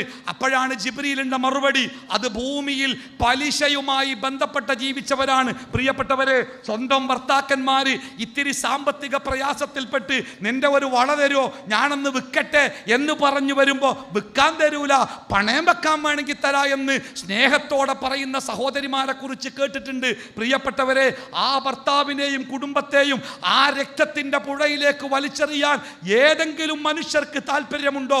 ആ പ്രവാചകന്റെ വചനത്തിൽ വിശ്വസിക്കുന്ന ആരെങ്കിലും ബാങ്കിന്റെ പാസ്ബുക്കുമായി ബാങ്കിന്റെ മുമ്പിൽ ലോണിന് വേണ്ടി കാത്തിരിക്കുവോ? അള്ളാഹുവിൻ്റെ റസൂൽ പറയാണ്, ഇരുമ്പിൻ്റെ നഖങ്ങൾ കൊണ്ട് ശരീരത്തിലെ മാംസങ്ങളെ മാന്തിയെടുത്ത് മുഖമൊക്കെ അസ്ഥികളാക്കി മാറ്റിയ ചില ആളുകളെ ഞാൻ കണ്ടു. അവർ വേദന കൊണ്ട് പൊളയുന്നുണ്ട്.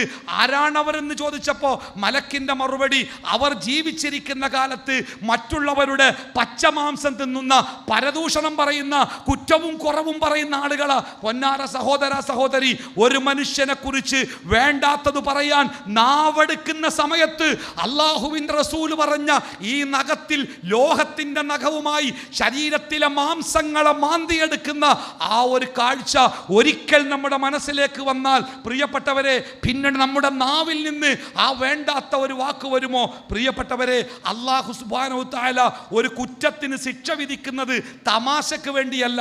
നമ്മുടെ നാട്ടിലൊക്കെ ഞങ്ങൾ ഇപ്പം ഞാനൊരു പത്രം വായിച്ചു, ഒരു പോക്കറ്റ് അടിക്കാരൻ, ആ പോക്കറ്റ് അടിക്കാരനെ തൃശ്ശൂർ KSRTC സ്റ്റാൻഡിൽ നിന്ന് പോലീസുകാർ പിടിക്കുക.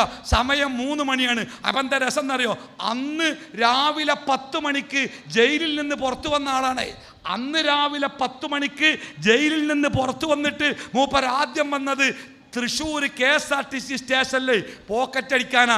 എന്താ നിങ്ങൾ മൂപ്പർക്കറിയാം, പിടിച്ചാലും ജയിലിൽ പോയാലും അത് അത്രയൊന്നൊരു പ്രശ്നമല്ല. അള്ളാഹുവിൻ്റെ ശിക്ഷ അങ്ങനെയല്ല. ഇപ്പം നമ്മുടെ അബ്ദുറഹീമിൻ്റെ മോചനവുമായി ബന്ധപ്പെട്ട് നമ്മുടെ നാട്ടിൽ 10-34 കോടി പിരിച്ചെടുത്ത് മലയാളി ലോകത്തിൻ്റെ മുമ്പിൽ അത്ഭുതമായ സമയത്തും നമ്മുടെ നാട്ടിലെ ചില കൊതുകുകൾ, അപ്പോഴും ആ കൊതുകുകൾ ചോര തേടിയാണ് പോയത്. അവർ ഈ വലിയ സംഭവത്തിൽ അവർ കണ്ടെത്തിയത് ഇസ്ലാമിൻ്റെ മനുഷ്യത്വരഹിതമായ പ്രക്രിയ. ഒരു മനുഷ്യനെ നിരപരാധിയെ ജയിലിലടച്ച് അയാൾക്ക് തൂക്കുകയർ വിധിക്കുക, രക്ഷപ്പെടണമെങ്കിൽ 34 കോടി കൊടുക്കേണ്ടി വരിക. ഇതൊക്കെ ക്രൂരതയല്ലേ? ഇസ്ലാം ക്രൂരമാണ് എന്നൊക്കെ പറഞ്ഞ് പ്രസംഗിച്ച ആളുകളെ നമ്മൾ കേട്ടു. പ്രിയപ്പെട്ടവരെ, ഇസ്ലാം ഒരു തെറ്റിന് ശിക്ഷ വിധിക്കുന്നത് തമാശക്കല്ല. ആ ശിക്ഷയുടെ കാഠിന്യം കൊണ്ട് ആ തെറ്റ് ചെയ്യുന്നവൻ ആ തെറ്റിലേക്ക് പോകാതിരിക്കാനാണ്.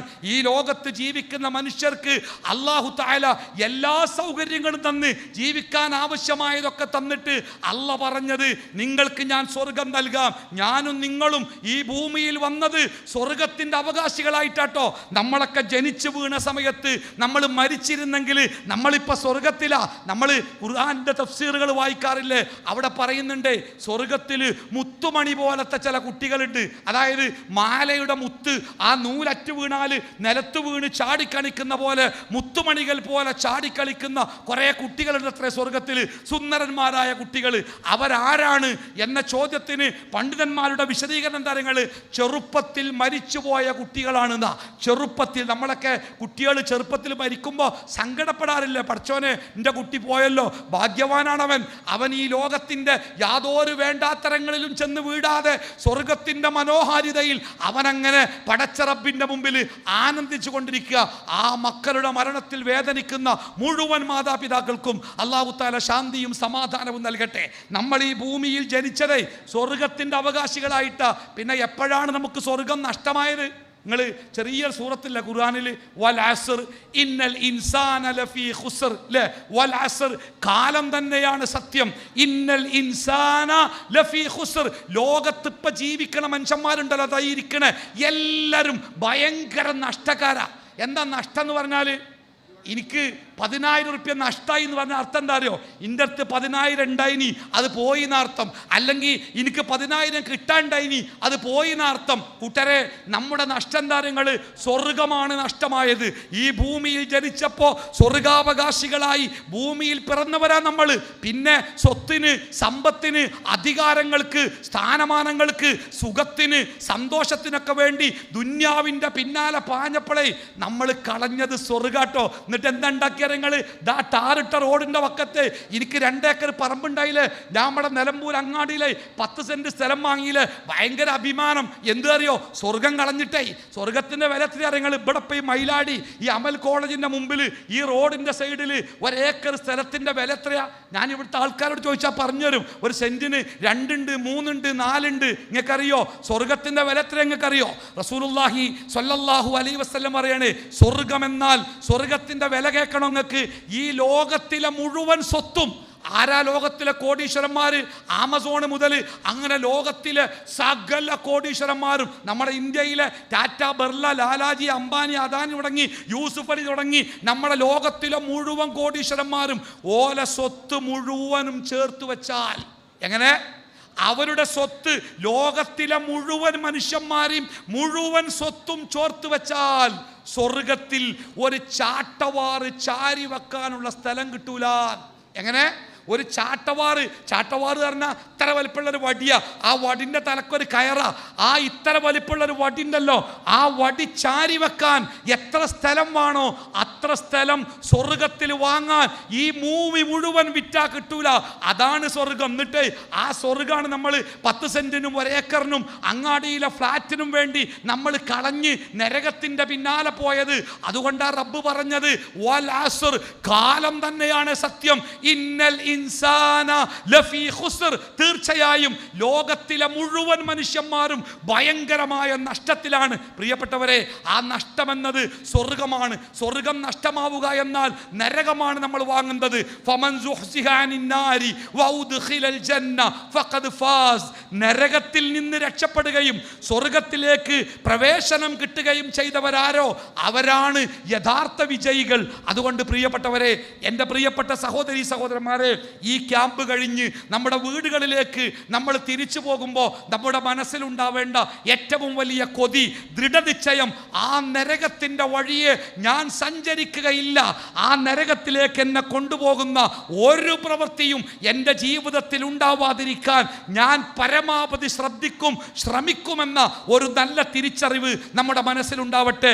അടുത്ത 5 മിനിറ്റിൽ ഞാൻ പറയാൻ പോകുന്ന കാര്യങ്ങൾ നരകത്തിൽ നിന്ന് നമ്മളെ രക്ഷപ്പെടുത്തുന്ന ഏതാനും കാര്യങ്ങളെക്കുറിച്ചാണ് ഞാൻ നിങ്ങളെ സൂചിപ്പിക്കുന്നത്. മനസ്സിലാക്കണം, 1, നരകത്തിൽ നിന്ന് രക്ഷപ്പെടാനോ സ്വർഗത്തിൽ പ്രവേശിക്കാനോ ഒരു കുറുക്കു വഴിയില്ലട്ടോ, ഒരു കുറുക്കു വഴിയില്ല. ഏതെങ്കിലും ഒരു പ്രസ്ഥാനത്തിൽ മെമ്പറായതുകൊണ്ടോ, ഏതെങ്കിലും ഒരു നേതാവിൻ്റെ അനുയായി ആയതുകൊണ്ടോ, ഏതെങ്കിലും ഒരു കൊടി പിടിച്ചതുകൊണ്ടോ ഒരു മനുഷ്യനും സ്വർഗത്തിൽ പ്രവേശിക്കുകയോ നരകത്തിൽ നിന്ന് രക്ഷപ്പെടുകയോ ഇല്ല. ചെയ്യണമോ, നരകത്തിൽ നിന്ന് രക്ഷപ്പെടണോ, അധ്വാനിക്കണം. സ്വർഗത്തിൽ പോകണോ, അധ്വാനിക്കണം. അതിലേറ്റവും പ്രധാനമായത് عن عتبان بن مالك الأنصاري رضي الله عنه قال رسول الله صلى الله عليه وسلم لن يوافي عبد يوم القيامة يقول لا إله إلا الله يبتغي به وجه الله إلا حرم الله عليه النار. പ്രിയപ്പെട്ടവരെ, മനസ്സിൻ്റെ ഉള്ളിൽ കൊത്തിവെക്കണം. ആരെങ്കിലും, അല്ലാഹുവിൻ്റെ റസൂലാണ് പറഞ്ഞത്, ആരെങ്കിലും ആത്മാർത്ഥമായി ലാ ഇലാഹ ഇല്ലല്ലാഹ് എന്ന് പറഞ്ഞിട്ടുണ്ടെങ്കിൽ, ആ ലാ ഇലാഹ ഇല്ലല്ലാഹ് അനുസരിച്ച് ശിർക്കില്ലാതെ ആത്മാർത്ഥമായി ഒരാൾ ജീവിച്ചിട്ടുണ്ടെങ്കിൽ അതിൻ്റെ പ്രതിഫലം എന്ന് പറയുന്നത് ആ മനുഷ്യൻ്റെ ഇല്ലാ ഹറമല്ലാഹു അലൈഹിന്നാർ, അല്ലാഹു അവന് നരകത്തെ നിഷിദ്ധമാക്കും. എങ്ങനെ? അല്ലാഹു അവന് നരകത്തെ നിഷിദ്ധമാക്കും, നരകത്തെ ഹറാമാക്കും. ലാ ഇലാഹ ഇല്ലല്ലാഹ്ക്ക് വിരുദ്ധമായി ശിർക്ക് ചെയ്തുകൊണ്ട് ആരെങ്കിലും ജീവിച്ചാൽ ഹറമല്ലാഹു അലൈഹിൽ ജന്ന, അല്ലാഹു അവന് സ്വർഗം ഹറാമാക്കും. ഇപ്പം എന്താ മനസ്സിലായത്? ശിർക്കുണ്ടോ സ്വർഗം ഹറാമാണ്, ശിർക്കില്ലേ നരകം ഹറാമാണ്. അപ്പൊ നരകത്തെ പേടിക്കുന്ന, നരകത്തിന്റെ ശിക്ഷയെ പേടിക്കുന്ന ആരെങ്കിലും ഉണ്ടെങ്കിൽ അവർ കുറിച്ചു വെക്കുക, ആ നരകത്തിൽ നിന്ന് എനിക്ക് രക്ഷപ്പെടാനുള്ള ഏറ്റവും പ്രധാനപ്പെട്ട സംഗതി അല്ലാഹുവിൻ്റെ ലാ ഇലാഹ ഇല്ലല്ലാഹയെ വളരെ കൃത്യമായി തൻ്റെ ജീവിതത്തിൽ കാത്തു സൂക്ഷിക്കലാണ് ഏറ്റവും പ്രധാനപ്പെട്ട സ്വർഗത്തിൻ്റെ മാർഗമെന്ന് പ്രിയപ്പെട്ടവരെ മനസ്സിലാക്കുക. രണ്ടാമത്തേത്, അല്ലാഹുവിൻ്റെ റസൂൽ പറയുന്നു വലാ യജ്തമിഉ ബാറുൻ ഫീ സബീലില്ലാഹി വദുഖാനു ജഹന്നം. ശരിക്കും മനസ്സിലാക്കണം കേട്ടോ. വലാ യജ്തമിഉ, ഒരിക്കലും ഒരുമിച്ച് കൂടുകയില്ല. വലാ യജ്തമിഉ, ഒരിക്കലും ഒരുമിച്ച് കൂടുകയില്ല. ഉബാറുൻ ഫീ സബീലില്ലാഹ്, അല്ലാഹുവിൻ്റെ മാർഗത്തിൽ കഠിനാധ്വാനം ചെയ്ത് ശരീരത്തിൽ പറ്റിപ്പിടിക്കുന്ന ആ വിയർപ്പും പൊടിപടലങ്ങളും ഉണ്ടല്ലോ, ആ പൊടിപടലങ്ങളും വദുഖാനു ജഹന്നം, നരകത്തിൻ്റെ തീയുണ്ടല്ലോ, പുക, അത് ഒരിക്കലും കണ്ടുമുട്ടുകയില്ല. അഥവാ അല്ലാഹുവിൻ്റെ മാർഗത്തിൽ അല്ലാഹുവിൻ്റെ ദീനിനു വേണ്ടി കഠിനാധ്വാനം ചെയ്ത് വിയർപ്പൊടുക്കി അധ്വാനം ചെയ്തവരാണോ, ആ വിയർപ്പുണ്ടല്ലോ നരകത്തിലെ പൊടിയുമായി, നരകത്തിലെ പുകയുമായി ഒരിക്കലും കൂട്ടിമുട്ടുകയില്ലെന്ന് അള്ളാഹുവിൻ്റെ റസൂൽ സ്വല്ലല്ലാഹു അലൈഹി വസല്ലമ നമുക്ക് പഠിപ്പിച്ചു തരികയാണ്. കൂട്ടരെ, അടുത്തത് കൂടി കേൾക്കണം കേട്ടോ. അൻ ആയിഷ റളിയല്ലാഹു അൻഹാ ഖാലത്ത് ഖാല റസൂലുള്ളാഹി സ്വല്ലല്ലാഹു അലൈഹി വസല്ലം മൻ യലി മിൻ ഹാദിഹിൽ ബനാത്തി ശൈഅൻ ഫഅഹ്സന ഇലൈഹിന്ന കുന്ന ലഹു സിത്റും മിനൻ നാർ. ആർക്കെങ്കിലും അല്ലാഹു തആല പെൺകുട്ടികളെ നൽകിയിട്ട് ആ പെൺകുട്ടികളിലൂടെ അല്ലാഹു ഒരാളെ പരീക്ഷിച്ചിട്ട് അവർ ആ പെൺകുട്ടിയെ വിട്ടുകളയാതെ, അവളെ ശകാരിക്കാതെ, അവളെ ശപിക്കാതെ, അവളെ അവഗണിക്കാതെ നല്ല രൂപത്തിൽ ആ പെൺകുട്ടികളെ വളർത്തിയെടുത്താൽ ആ പെൺകുട്ടികൾ നാളെ നരകത്തിൻ്റെ തീയിനെ തൊട്ട് മാതാപിതാക്കൾക്ക് ഒരു മറയായിരിക്കുമെന്ന് റസൂലുള്ളാഹി സ്വല്ലല്ലാഹു അലൈഹി വസല്ലമ നമുക്ക് പഠിപ്പിച്ചു തരികയാണ്. പ്രിയപ്പെട്ടവരെ, നമ്മുടെ പെൺമക്കളൊക്കെ ജീവിക്കുന്നത് വളരെയേറെ അപകടകരമായ സാഹചര്യത്തിലാണ്. ഒരു പെണ്ണിനോട് മാന്യമായി പെരുമാറുക എന്നത് എൻ്റെ ഒരു അവകാശമാണ്, അതെൻ്റെ ഔദാര്യമല്ല എന്ന് തിരിച്ചറിയേണ്ട ഒരു കാലത്താണ് നമ്മുടെ കുട്ടികൾ ജീവിക്കുന്നത്. ആ കുട്ടികളെ സമൂഹത്തിൻ്റെ മുമ്പിലേക്ക് അവരെ എറിഞ്ഞു കൊടുക്കാതെ ആ പെൺമക്കളെ ജീവിതത്തോട് ചേർത്ത് പിടിച്ചുകൊണ്ട് വളർത്താൻ തയ്യാറായാൽ ആ പെൺകുട്ടികൾ നാളെ നരകത്തിൽ നിന്ന് നമുക്ക് കാവലായിരിക്കുമെന്ന് ഹബീബായ മുഹമ്മദ് മുസ്തഫ സ്വല്ലല്ലാഹു അലൈഹി വസല്ലമ പഠിപ്പിക്കുന്നു. പ്രിയപ്പെട്ടവരെ, ഒരു കാര്യം കൂടി പറഞ്ഞ് ഞാൻ എൻ്റെ വാക്ക് അവസാനിപ്പിക്കട്ടെ. 4 മണി എനിക്കൊരു ഡെഡ് ലൈനാണ്. അത് വൈകിയാൽ അടുത്ത പരിപാടി വൈകും. പ്രവാചകൻ പറഞ്ഞ ഒരൊറ്റ ഹദീസ് മറക്കരുത് കേട്ടോ. സ്വർഗത്തിലേക്ക് എത്താൻ, നരകത്തിൽ നിന്ന് രക്ഷപ്പെടാൻ ഏറെ സഹായിക്കുന്ന മനോഹരമായ ഒരു സംഗതി. ഖാല റസൂലുള്ളാഹി സ്വല്ലല്ലാഹു അലൈഹി വസല്ലം, റസൂലുള്ളാഹി സ്വല്ലല്ലാഹു അലൈഹി വസല്ലം പറഞ്ഞു, ഖുദൂ ജുന്നതകും മിനൻ നാർ, ഖുദൂ ജുന്നതകും മിനൻ നാർ. നരകത്തിൽ നിന്ന് രക്ഷപ്പെടാനുള്ള പരിച ഉണ്ടല്ലോ, ആ പരിച നിങ്ങൾ ഓരോരുത്തരും എടുക്കണം. ഖൂലൂ, എന്താണ് ആ പരിച എന്നറിയോ? സുബ്ഹാനല്ലാഹ്, അൽഹംദുലില്ലാഹ്, ലാ ഇലാഹ ഇല്ലല്ലാഹ്, അല്ലാഹു അക്ബർ. സുബ്ഹാനല്ലാഹ്, അൽഹംദുലില്ലാഹ്, ലാ ഇലാഹ ഇല്ലല്ലാഹ്, അല്ലാഹു അക്ബർ. അല്ലാഹുവിന് ഏറ്റവും ഇഷ്ടമുള്ള ദിക്റാണ് ആ ദിക്ർ. ജീവിതത്തിൽ പ്രായമായവരും കുട്ടികളുമൊക്കെ ഈ ദിക്റുകൾ ധാരാളമായി നിങ്ങൾ അത് ചൊല്ലിക്കൊണ്ടേയിരിക്കുക. നാളെ പരലോകത്ത് ആ ദിക്റുകൾ നിങ്ങളുടെ മുമ്പിൽ നിന്ന് നിങ്ങളെ സ്വർഗത്തിലേക്ക് നയിച്ചു കൊണ്ടുപോകുമെന്ന് പ്രവാചകൻ സ്വല്ലല്ലാഹു അലൈഹി വസല്ലം പഠിപ്പിച്ചു. കൂട്ടത്തിൽ ഒരൊറ്റ പ്രവാചക വചനം കൂടി. ഖാല റസൂലുള്ളാഹി സ്വല്ലല്ലാഹു അലൈഹി വസല്ലം സലാസത്തുൻ ലാ തറാ അയുനുഹുമുൻ നാർ. 3 കണ്ണുകൾ, 3 കണ്ണുകൾ എന്ന് പറഞ്ഞാൽ 3 സ്വഭാവമുള്ള കണ്ണുകൾ. ആ കണ്ണുകൾ ആർക്കുണ്ടോ ആ കണ്ണും നരകത്തിൻ്റെ തീയും ഒരിക്കലും കണ്ടുമുട്ടുകയില്ല. ആ കണ്ണുള്ളവർ ഒരിക്കലും നരകത്തിലെത്തുകയില്ല.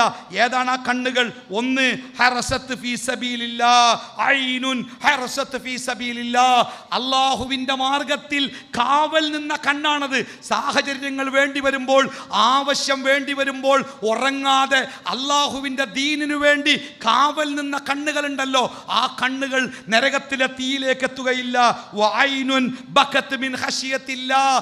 അല്ലാഹുവിനെ കുറിച്ച് ഓർത്ത് കരഞ്ഞ, അല്ലാഹുവിൻ്റെ നരകത്തെക്കുറിച്ച്, ശിക്ഷയെക്കുറിച്ച്, എൻ്റെ ജീവിതത്തിൻ്റെ വൃത്തികേടുകളെ കുറിച്ച് ഓർത്ത് കരഞ്ഞ ആ കണ്ണുണ്ടല്ലോ. നമ്മുടെ ആരുടെയും കണ്ണുകൾ നമ്മളെ കുറിച്ച് ഓർത്തിട്ട് കരഞ്ഞിട്ടുണ്ടെങ്കിൽ, നമ്മുടെ പാപങ്ങളെ കുറിച്ചോർത്ത് നമ്മുടെ കണ്ണുകൾ നിറഞ്ഞിട്ടുണ്ടെങ്കിൽ ആ കണ്ണുകൾ നരകത്തിലെത്തുകയില്ല. വഐനുൻ കഫത്ത് മിൻ മഹാരിമില്ലാഹ്. അല്ലാഹു തആല നോക്കരുത്, കാണരുത് എന്ന് പറഞ്ഞ ഒരു സംഗതിയിലേക്ക് നോക്കുകയോ കാണുകയോ ചെയ്യേണ്ടി വരുമ്പോൾ നോക്കാതെ കാണാതെ ആ കണ്ണുകൾ ചിമ്പിക്കളഞ്ഞ മനുഷ്യനുണ്ടല്ലോ. ഒരു നോട്ടം, ആ നോട്ടം ഹറാമായ നോട്ടമാണെന്ന് ബോധ്യമാകുമ്പോൾ ആ ഹറാമ് കാണാതിരിക്കാൻ തൻ്റെ മുഖം തിരിക്കുന്ന മനുഷ്യനുണ്ടല്ലോ, ആ മനുഷ്യൻ അവനും നരകത്തിലെ തീയുമായി കണ്ടുമുട്ടുകയില്ല. അപ്പോൾ നരകം ഭീകരമാണ്, പറയാവുന്ന വാക്കുകൾക്കപ്പുറം ഭീകരമാണ്. ആ നരകത്തിൽ പോകാതിരിക്കാൻ ജീവിതത്തിൽ ശ്രദ്ധിക്കുക. അള്ളാഹുവിൻ്റെ കൽപ്പനകൾ പാലിക്കുക, കൽപ്പനകൾ ജീവിതത്തിൽ പ്രാവർത്തികമാക്കുക, വിരോധങ്ങളിൽ നിന്ന് വിട്ടുനിൽക്കുക. ജീവിതത്തിലുടനീളം ഒരു ദിവസത്തിൽ പലവട്ടം അള്ളാഹുവേ നരകത്തിൽ നിന്ന് കാക്കണേ എന്ന് പടച്ച റബ്ബിനോട് നെഞ്ചുരുകി തേടിക്കൊണ്ടിരിക്കുക. അള്ളാഹു നമ്മളെ എല്ലാവരെയും നരകത്തിൻ്റെ ഭീകരതയിൽ നിന്ന് കാത്തു സൂക്ഷിക്കുമാറാവട്ടെ. വസല്ലല്ലാഹു അലാ മുഹമ്മദിൻ വഅലാ ആലിഹി വസഹ്ബിഹി അജ്മഈൻ. അൽഹംദുലില്ലാഹി റബ്ബിൽ ആലമീൻ. അസ്സലാമു അലൈക്കും വറഹ്മത്തുള്ളാഹി വബറകാതുഹു.